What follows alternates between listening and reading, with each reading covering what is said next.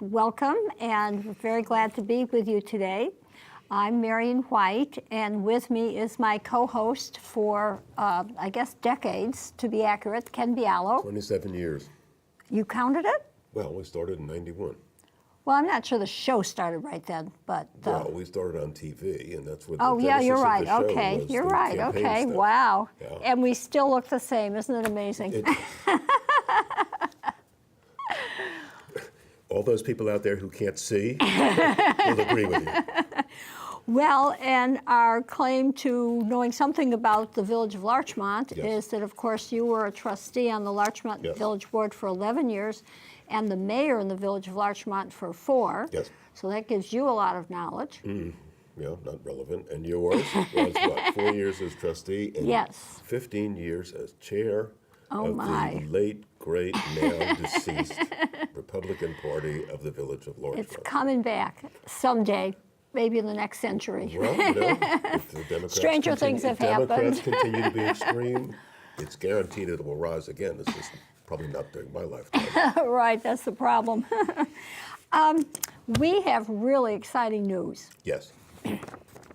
Our very own Dina Schumacher was named LMC-TV Assistant Director. Isn't that fabulous? Yes. Of Larchmont Mamaroneck Community TV Media, LMC-TV. Responsibilities of the new position include outreach to local organizations and interest groups, developing LMC-TV's presence on social media, and producing special projects. And the executive director, Matt Sullivan, said, LMC-TV will be more visible in the community in 2019. Dina already works effectively with several organizations in our community. She has the right personality and enthusiasm for local media production. I second that. I'll say she does. She's great. And we're very proud of her and Yes. proud to be a part of the system here.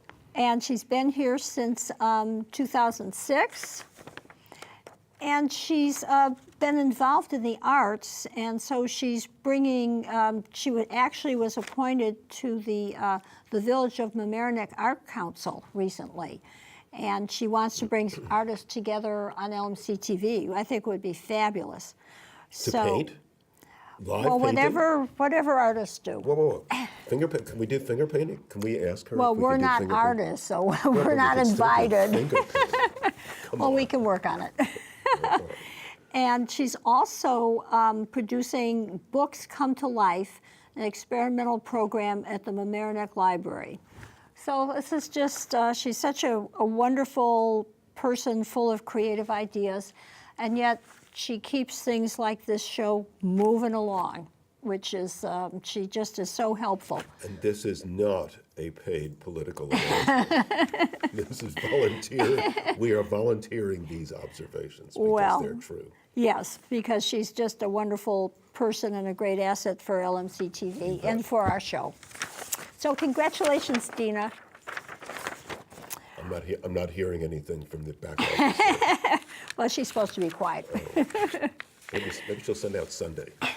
Oh, that would be fun.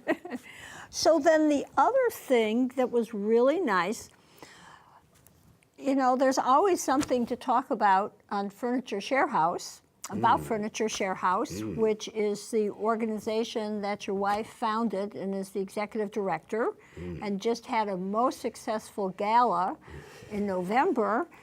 And Kate had the energy and to go out and send a holiday message and to remind people that not everyone has a bed or a dining room table, and that there is a great need. Or dressers. Right, that there's a great Desks. need, you know, in the holidays particularly. Yes. And then there was this really interesting picture Yes. with a story that shows a recent quilt donation project. Yes. So what do you know about that? Actually, Since you're on the board of directors. Yes, I actually did know about this. I just didn't know the name. But it turns out this is an organization called Village Square Quilters. And they meet, this group of quilting people, who meet at a local house of worship in Scarsdale, and they make quilts and they give them away as to charities that need quilts as part of their service delivery. And of course, what's a bed and a mattress without a quilt?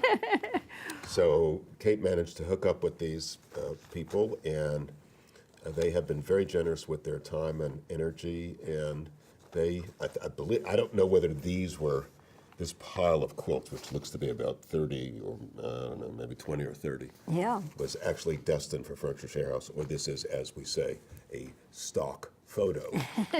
But they have delivered a whole bunch, and they do a great job, and they really love it, and they have a great time. And then they come to the share house, and they give them out themselves personally, Oh, isn't that fun? which I think, yeah. Well, and you said you saw one woman brought a beautiful quilt to your house. Yes, brought it directly to the house, didn't even bring it to the warehouse, but brought it because I guess it was later. She wanted to fit it into the holiday season, and it was spectacular. Well, it's so wonderful that a great organization like Furniture Share House attracts people, and people can bring different talents. Absolutely.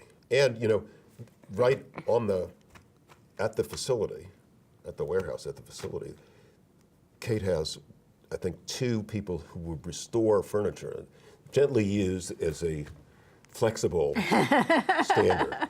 So Yes. for soft goods like couches and mattresses and stuff, gently used means literally gently used. If it's worn, nobody's going to want it, and it doesn't serve its purpose, Right. which is to help people in a dignified way furnish a place that doesn't have any furniture because they've just been moved in out of a shelter. And or starting a new life. they're starting a new life. So, but with wooden furniture, it turns out, gently used has a slightly more flexible definition, and nicks and knacks and other things that can be repaired by skilled people are in fact repaired and then put out on the floor to be selected. So it actually takes 2 people, and they're both incredibly skilled. They have all kinds of tools and dyes and stains and paintbrushes and all kinds of fancy stuff. And one of the thoughts that I had was, I don't know how quickly my retirement is coming, but it might be fast. What a great idea would be to go up there and just learn how to do this stuff. Yes. Right? Just Because sort it's of- very handy, because we all have furniture that Well, gets yeah, but I nicked. wasn't even thinking about that. I was thinking, you know, this is a place where you could go and, you know, hang out one morning a week and help out and do something constructive. So anyway, And they do have be lots learning a of new lots skill. Of, yes, and that's exactly right. And they do have lots of people with different skills, and this quilting group is an important part of it, and they make a great contribution. So it's fun to have a photo, and we're not going to advertise this here publication because it's not up to us to advertise, but they did have a nice photo. Well, it's so much fun. Pretty much every single show, there's something to say about what's going on at Furniture Share House. So That's a good thing because it takes congratulations. 10 minutes of our show. It's a damn good thing. Just in case there's nothing else going on. Yeah, just in case. Well, actually, there is something interesting. In 2017, Governor Cuomo called marijuana a gateway drug. It is. And then on 12/17/2018, he said he would seek to legalize recreational marijuana. Yeah. Now, why would that be, do you think? Well, I'm thinking that, just thinking ahead here and trying to think with a person like the governor, what could he be thinking? He might be thinking, well, the other so-called Democrat hopefuls for the 2020 election, a group, Presidential election. a muddled group of hopeless people. I mean, really pitiful. Elizabeth Warren, Bernie Sanders, getting beat on the head once wasn't good enough. He wants to come back and get beat up again. Cory Booker, who was Spartacus in the well of the Senate, announcing that he was going to sacrifice his career, and it turns I out that what he forgot was about yakking that. about had already been made public and passed along by the White House. And Kirsten Gillibrand, who comes from this state in New York, I have to say, in New York, from somewhere upstate, and I have listened to various of her speeches, and I can't find anything I never hear anything other than slogans and just sort of nonsense observations. But these are the four people that were in this particular article. I think they're in more than one article. As Okay. Democrat hopefuls for the presidential run in 2020. And it turns out that they have endorsed legalizing marijuana for general use. And I can't help but believe that the governor, you asked me, so I'm answering. Oh. That the governor who says, I am not running, I'm not in the ring, I will, if nominated, I won't run, and if elected, I will not serve. The governor is thinking that if he's going to get far enough left to beat these guys over the head in the primaries, Right. or in the event that the primaries are indecisive, at the convention by breaking people's arms in the back room. Which, It's done traditionally. well, where's the Buffalo Billiards and all this other stuff that's been stolen and has resulted in his closest friend going to prison? It seems to me, it just seems to me, that he's trying to out-left the obvious names that I have just mentioned, who are being mentioned by the press all the time because the press has nothing else to do. They have nothing to report. So instead Actually, of if they reporting, looked around, they might have something to report. I know, but they can't see what there is to report, what they want to report. The Right. propaganda they want to put out is tilted to help a certain side. And here's the map of the country. You ever seen this map? Have I shown you this map? I think you have, and it's a wonderful map. This is a It would map be of- good to show I don't know every if you show. all can zip in on this, but I got to tell you, the vast majority of the country is red. I don't know if you can zoom that, but these are counties. These are counties. And it's just, it's absurd. It's absurd, the amount of attention on the East Coast and the West, the corridor on the East Coast. Right. Boston to Washington, maybe over in Arlington now, because there's government bureaucracy lives in Arlington, Right. in Northern Virginia. And the West Coast, ranging from the crazies living in trees in Seattle, right, down through Oregon, where my cousins live, and they live in trees, right, and down So the you're coast, neutral. down the coastal California, not inland California. Inland California is red. Coastal California is, there's a lot more people live on the coast, obviously. Right. But that's the idea that the press would focus on this now and it just constantly selling it, undoubtedly, in my mind, stimulated somebody like our governor, who is absolutely not running for the presidential nomination on the Democrat side in 2020, to come out and change his mind from 2017, where he said he's against it, to 2018, where he now, look at the headline, Cuomo, legalize recreational pot once and for all. Here's the problem. Once and for all. Once and for all. Listen to this. This is idiocy. It is well known. It has been studied and studied and studied by a variety of associations. An article in the Wall Street Journal. This is an article that comes out of the internet. That organizations have found it's a gateway drug. Marijuana is a gateway drug. It leads to violence. Oh, I know. There couldn't possibly lead to violence. But there's a gigantic study that was done in, I can't remember what country was it. It was somewhere in the Far East. Maybe it was Australia or New Zealand. And they went back and they looked at violent crimes, and particularly violent crimes with automobiles, and they found that marijuana was involved. I know this is heretical.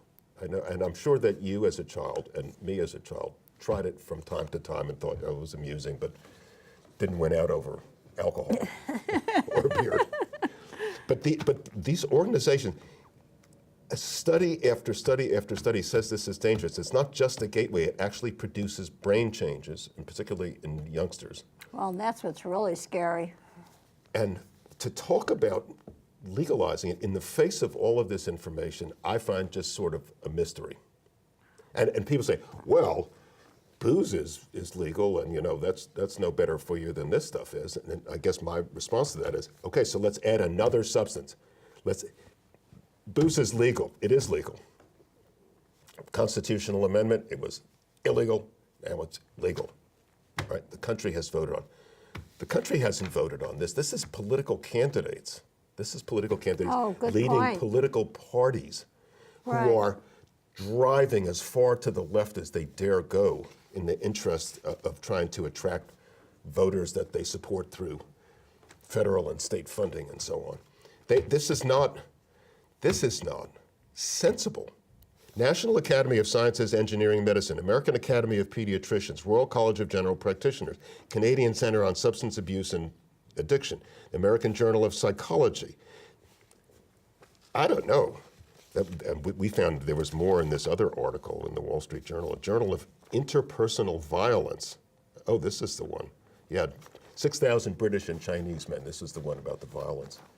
That there was linked fivefold increase in violence, and the drug used was nearly always cannabis. So, Wow, that's so scary. the point is, how can you just say, let's just legalize this once and for all? It's like his fracking decision. He's absolutely no information. Right. He turned to the commission. I have this. I have the photograph and I have the quotes in the newspaper. He turned to the Commissioner of Health and he said, well, what do you think? And he said, well, I wouldn't let my children play on a playground near a fracking unit. And the governor turned around. This is the same governor. This is dope. Turned around and he said, that's good enough for me. And that was the level of analysis that was applied. Wow. I know that there are a lot of people on Park Avenue who are against fracking, and I'm sure those same people are in favor of the use of marijuana. But wow, that was quite an intellectual inquiry, wasn't it? Even California allows fracking. The EPA has done study after study after study and not found any pollution in the water of the sort that these people were talking about. And yet, the Commissioner of Health said, I wouldn't let my kids play on a playground nearby. And our governor, the whiz that he is, says, right, that's good enough for me. This is the same thing. Let's legalize it once and for all. What about all the information out there that says this is really this is a dangerous idea? What about that? Well, but you make a really good point that people were allowed to vote about alcohol.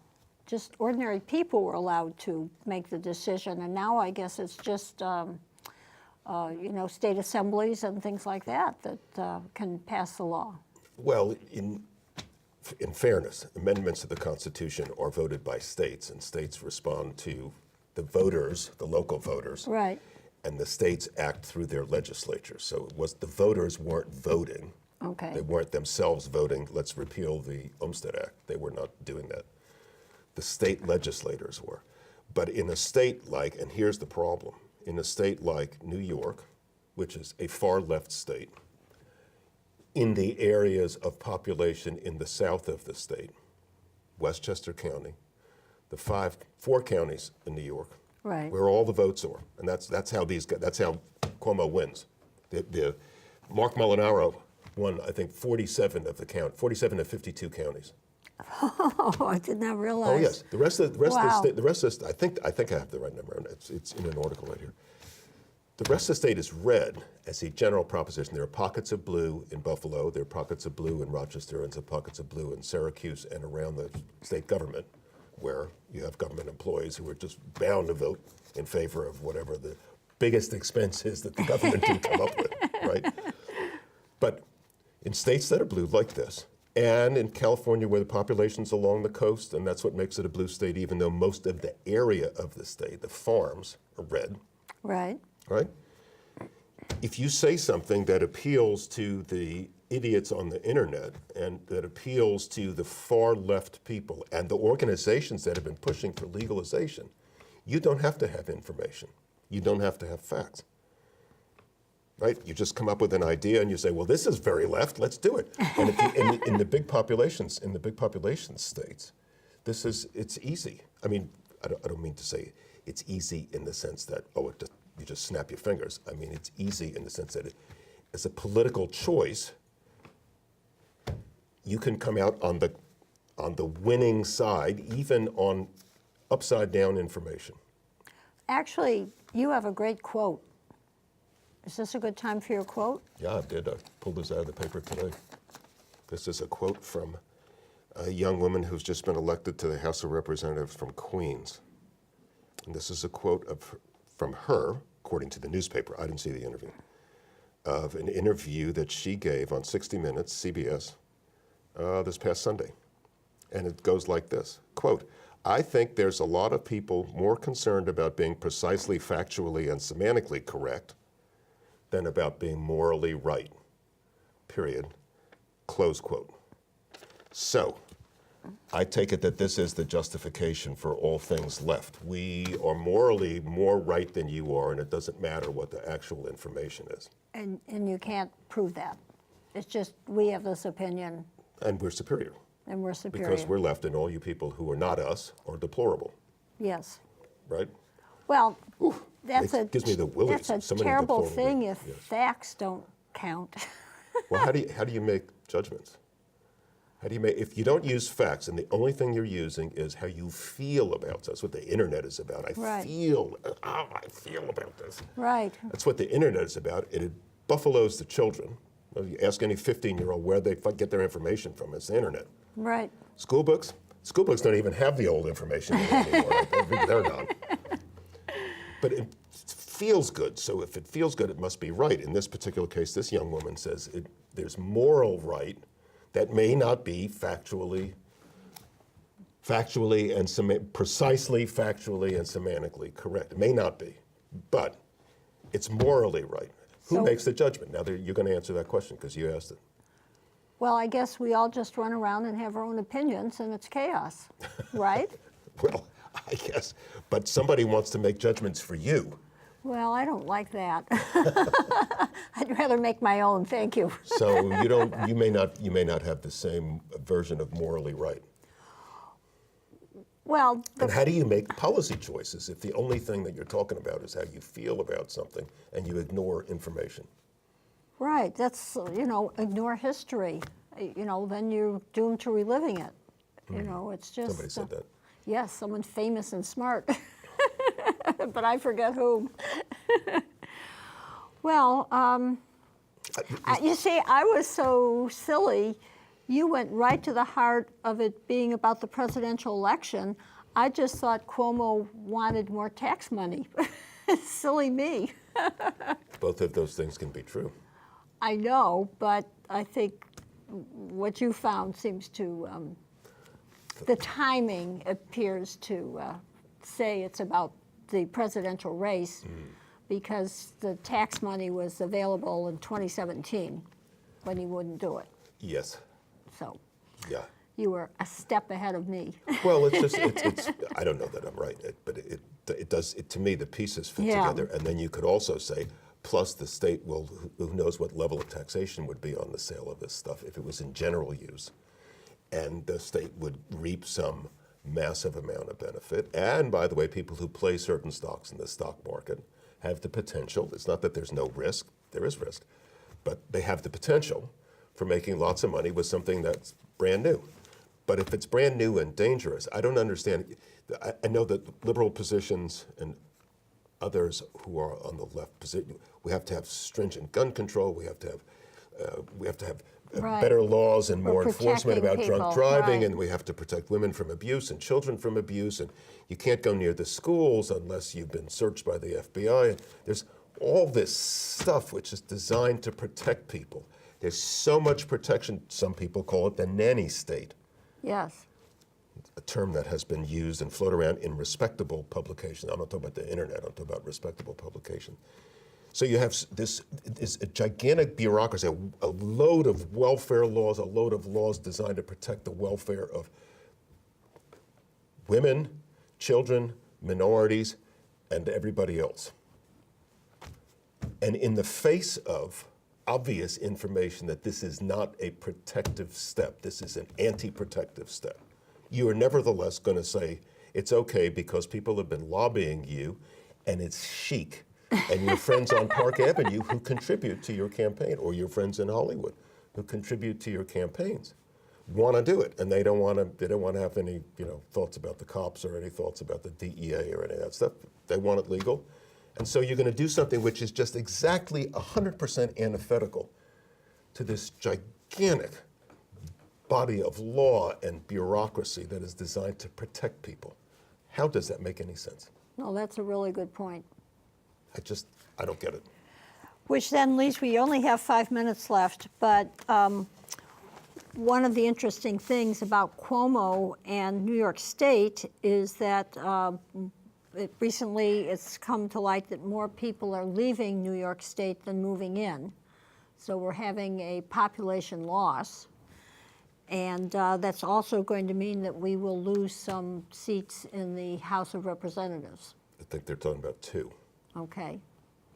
So even if your Well, we population know there won't be Republican seats, don't we?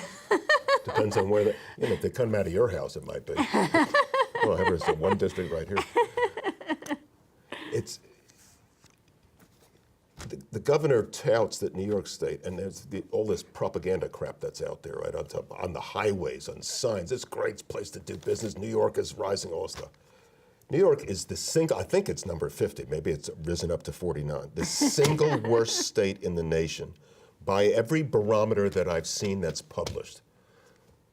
And when I say that, I don't mean the New York Times and the Washington Post, because they don't look at that stuff. Right. But everything that I have seen, that's the Wall Street Journal, Right, right. I've seen a Bloomberg, lot of all this stuff. People who actually think about things as opposed to reporting what they feel. The single worst climate in the country for doing business. The single worst climate. And how the state manages to continue, right, as a viable economic entity is something that people 5 or 10 years from now will answer. The Wall Street firms are no longer on Wall Street. Some of them are in Midtown. A lot of them are in Greenwich. Many more are now going into New Jersey. Why you would do that, I don't know. But a lot of them are moving down to the southern states and to Texas in particular Right. and Florida. And Atlanta. Yeah, in Atlanta, Georgia. exactly Yeah. right. Things are now electrified, done by electronics so that it's easier to be at a distance. You can't go around the corner and have lunch with a trader and say, I have 100,000 of these today. I got to unload them. Do you got anything? Can you sell something and buy this? Wait, you got something for me, and we'll do a little trade, and then everybody's boss will be happy, and it's the way business works on Wall Street. It's not like that anymore. It's not personal. It's not as personal as it was. A lot of it's done electronically. But you can see that if you are the worst place to do it, it's just a matter of time, and now it's come home to roost, right? So we lose 2 seats in the House of Representatives. We've been losing seats in the House. We had 35 or 36 at one point. Now we have, 27 or 29 or something really? like that. We'll lose some more. Why is that? I didn't know that. Because people are leaving. Population is leaving, or it's not being replenished at the same rate that it used to Right. be to allow it to grow. Well, a lot of people going to Florida, too. Well, I understand, but I huge mean, number. at the end of the day, despite all the propaganda, the facts don't bear it out. Right. What are the states growing fastest? Texas, Florida, Nevada, Washington, and still California. And what are the losers?